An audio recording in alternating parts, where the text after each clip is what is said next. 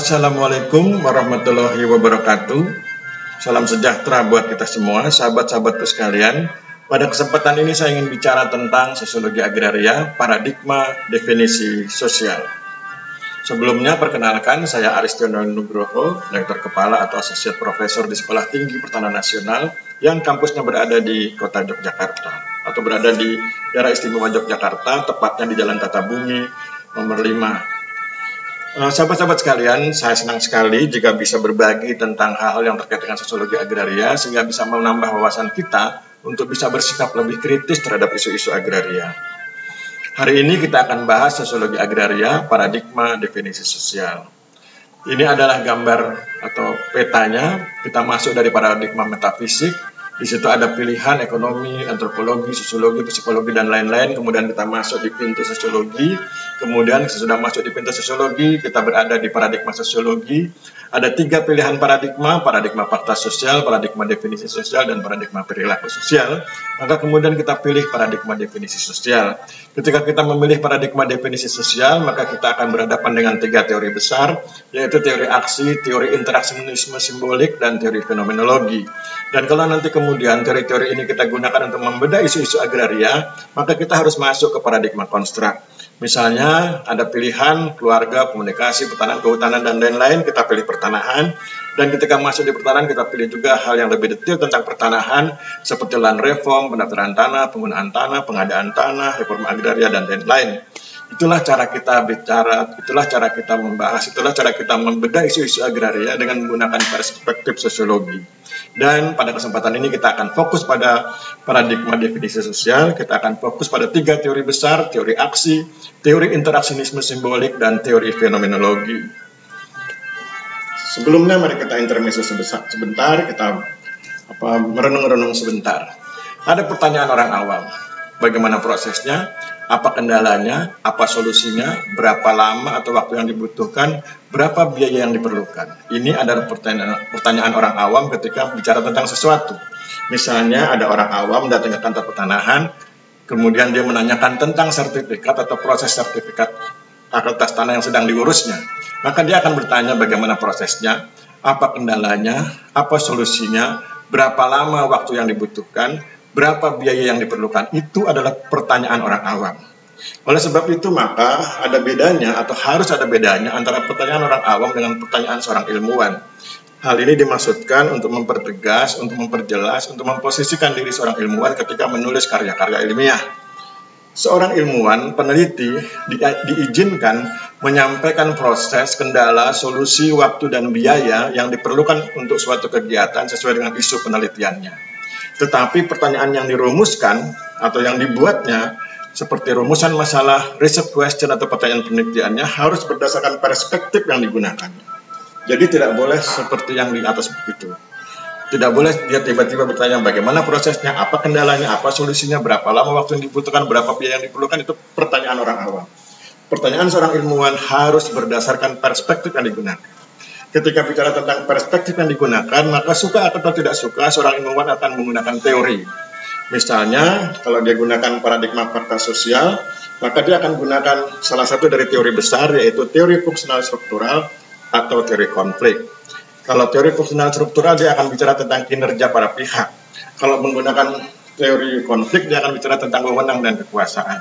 Dan kalau kemudian dia menggunakan paradigma definisi sosial, maka dia akan menggunakan teori aksi, teori interaksionisme simbolik, atau teori fenomenologi. Itulah bekal bagi seorang ilmuwan untuk bertanya, yaitu harus berdasarkan perspektif yang digunakannya. Kita sedang bicara tentang sosiologi agraria, paradigma definisi sosial. Sekarang kita masuk ke teori aksi. Isi dari teori aksi atau substansi dari teori aksi atau bunyi dari teori aksi adalah sebagai berikut. Tindakan manusia muncul dari kesadarannya sendiri sebagai subjek dan dari situasi eksternal dalam posisinya sebagai objek. Sebagai subjek, manusia bertindak atau berperilaku tertentu dengan maksud untuk mencapai tujuan-tujuan tertentu. Dalam bertindak, manusia menggunakan cara, teknik, prosedur, metode, serta perangkat yang diperlukan atau yang diperkirakan cocok untuk mencapai tujuan. Kelangsungan tindakan manusia dibatasi oleh kondisi yang tak dapat diubah dengan sendirinya. Manusia memilih, menilai, dan mengevaluasi tindakan yang telah, sedang, dan akan dilakukannya. Ukuran-ukuran, aturan-aturan, atau prinsip-prinsip moral akan timbul pada saat pengambilan keputusan. Sekarang kita bahas tentang asal-usul teori aksi. Teori aksi atau action theory dibangun berdasarkan pemikiran Max Weber 1804-1920, Emil Durkheim 1858-1917, dan Vilfredo Pareto 1948-1923. Teori aksi kemudian berkembang ketika Charles Horton Cooley 1864-1924 membuktikan bahwa sesuatu yang mempunyai arti penting dalam kehidupan bermasyarakat adalah kesadaran subjektif. Saya ulangi, sesuatu yang mempunyai arti penting dalam kehidupan bermasyarakat adalah kesadaran subjektif. Teori aksi semakin berkembang di Amerika Serikat berkat jasa beberapa sosiolog Eropa yang mendukung teori ini. Kita sedang bicara tentang sosiologi agraria, paradigma, definisi sosial. Kalau kemudian kita buat skematisasinya, maka teori aksi akan memiliki skematisasi sebagai berikut. Misalnya kita letakkan di sini tindakan sosial. Maka bila kita menggunakan teori aksi sebagai perspektif atau perspektif aksi, maka kita akan bicara tentang kesadaran. Jadi ketika bicara tentang tindakan sosial, kita bicara tentang kesadaran. Kesadaran sebagai apa? Kesadaran sebagai subjek, yaitu pihak yang melakukan sesuatu. Atau kesadaran sebagai objek, yaitu pihak yang diperlakukan oleh pihak tertentu. Kemudian pada akhirnya kita akan bicara tentang kelangsungan tindakan tersebut. Sebagai contoh misalnya kita bicara tentang pengadaan tanah. Isu agrarianya adalah pengadaan tanah. Maka kita letakkan pengadaan tanah di dalam lingkaran ini. Ketika bicara tentang pengadaan tanah, maka kemudian kita tentukan terlebih dahulu para pihak yang terkait dengan pengadaan tanah. Maka kemudian kita akan bicara tentang kesadaran para pihak tentang hal-hal yang terkait dengan dirinya dalam konteks pengadaan tanah. Kemudian kita bagi kesadaran itu menjadi dua, kesadaran subjektif dan kesadaran objektif. Kesadaran subjektif adalah ketika pihak-pihak itu memainkan perannya sebagai pihak yang mengambil keputusan. Tetapi kemudian di sisi lain, kita juga mengkaji kesadaran pihak-pihak tersebut ketika dilakukan sebagai objek atau pihak yang harus tunduk pada ketentuan pihak lainnya. Kemudian dari situ kita kelola konsep kesadarannya, kemudian kita hitung atau kita cermati peluang kelangsungan tindakan. Apakah tindakan itu akan berlangsung terus atau mungkin akan terhenti. Misalnya kalau ada pihak yang awalnya menolak pengadaan tanah, kemudian dia memiliki kesadaran sebagai subjek dan sebagai objek. Sebagai subjek dia memang berhak untuk menolak, tapi kemudian sebagai objek dia tentu akan mendapat tekanan, tawaran, bujukan, sehingga pada akhirnya boleh jadi dia kemudian menghentikan penolakannya, dan kalau itu terjadi maka kelangsungan tindakannya terhenti. Itulah cara kita memahami isu agraria dengan menggunakan teori aksi. Sekarang kita masuk ke teori berikut, yaitu teori interaksionisme simbolik. Bunyi teori interaksionisme simbolik atau isi atau substansi dari teori interaksionisme simbolik adalah manusia bertindak terhadap sesuatu berdasarkan makna-makna yang ada pada sesuatu itu bagi mereka. Makna tersebut berasal dari interaksi sosial seseorang dengan orang lain. Makna-makna tersebut disempurnakan di saat proses interaksi sosial berlangsung. Kita sedang bicara tentang sosiologi agraria, paradigma, definisi sosial. Asal-usul teori interaksionisme simbolik. K.J. Figer menyatakan bahwa masyarakat terdiri dari individu-individu yang masing-masing berpikir sendiri, berkemauan sendiri, berperasaan sendiri, berbadan sendiri, dan beralamat sendiri. Teori interaksionisme simbolik diawali oleh adanya filsafat instrumentalisme yang disampaikan oleh John Dewey tahun 1859 sampai tahun 1952 yang menolak pemisahan antara teori dengan praktek serta menolak adanya value free science atau ilmu yang bebas nilai. Pandangan ini kemudian dikembangkan oleh George Herbert Mead 1863-1931, Charles Horton Cooley, dan Herbert Blammer. Ini adalah skematisasi teori interaksionisme simbolik, yaitu bicara tentang makna. Kemudian ketika bicara tentang makna, maka dilihat interaksi para pihak, yang kemudian kita bicara pihak pertama, pihak kedua, dan kemudian makna itu mengalami penyempurnaan dari masa ke masa. Misalnya kita sedang bicara tentang, atau kita ingin membedah isu sertifikasi hak atas tanah. isu sertifikasi hak atas tanah kita letakkan di sini. Bagaimana masyarakat memaknai atau para pihak, misalnya kita ambil pihak pertama, pihak kedua. Pihak pertamanya misalnya kantor pertanahan, pihak keduanya misalnya adalah masyarakat. Bagaimana pihak kantor pertanahan memaknai sertifikat hak atas tanah dan bagaimana masyarakat memaknai sertifikat hak atas tanah. Kemudian mereka berdua berinteraksi, dan ketika mereka berinteraksi maka boleh jadi makna yang awalnya mereka miliki bisa berubah sesuai dengan hasil interaksinya. Misalnya pada awalnya masyarakat tidak begitu menghormati sertifikat hak atas tanah, tetapi karena ada interaksi yang terus-menerus dengan kantor pertanahan maka akhirnya mereka menghormati. Itulah yang saya maksud sebagai penyempurnaan makna. Jadi makna itu bisa disempurnakan, bisa diperbaiki sesuai dengan hasil interaksi para pihak dalam konteks isu tertentu. Tadi kita sedang bahas tentang isu sertifikat hak atas tanah. Kita sedang bicara tentang sosiologi agraria, paradigma definisi sosial.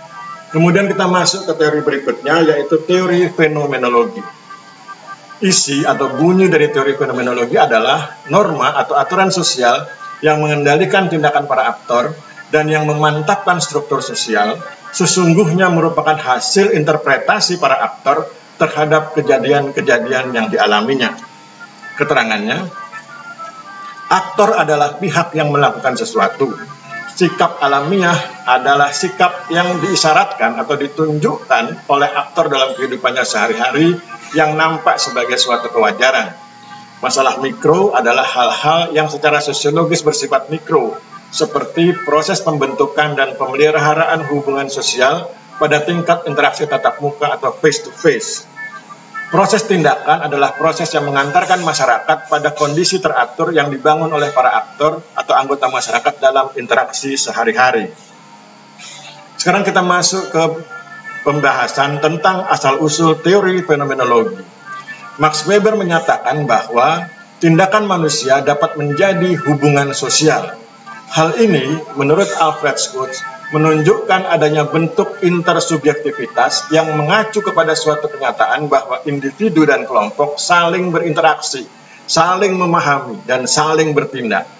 Berdasarkan konsep intersubjektivitas inilah Alfred Schutz 1899-1959 membangun teori fenomenologi.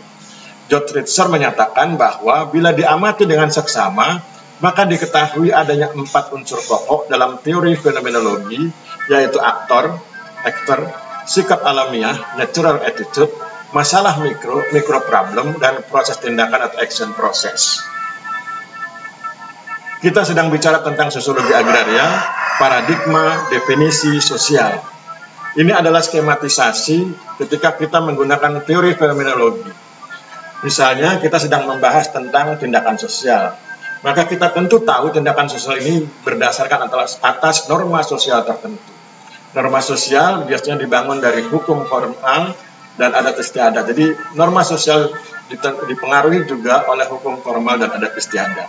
Kemudian ketika bicara tentang norma sosial, perhatikan kebutuhan para pihak dan bagaimana para pihak menginterpretasikan sebuah tindakan. Dan itulah kemudian yang menghasilkan sebuah konsep yang disebut sebagai pengendalian sosial. Kita ambil contoh tentang reforma agraria. Kita letakkan reforma agraria sebagai sesuatu, sebagai isu agraria yang akan kita bedah. Kita letakkan di sini sebagai tindakan sosial.